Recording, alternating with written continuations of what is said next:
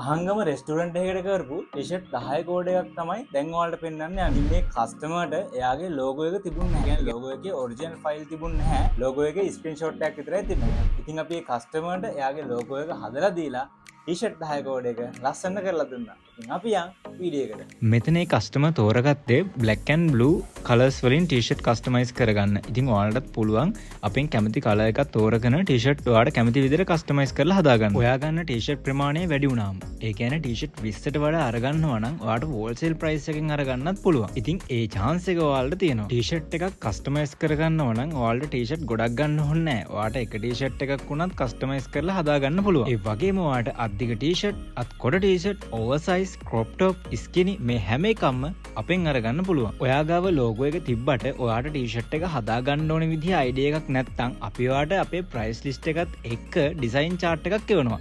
ඔයාට ඒකෙන් කැමති එකක් සිලෙක්ට් කරගෙන ඔයාගේ ලෝගෝ එක ඒ විදිහට print කරගන්න පුළුවන්. ඉතින් අපේ වැඩි විස්තර දැනගන්න දැම්ම බයෝ එකේ තියෙන WhatsApp නම්බර් එකට මැසේජ් එකක් දාන්න.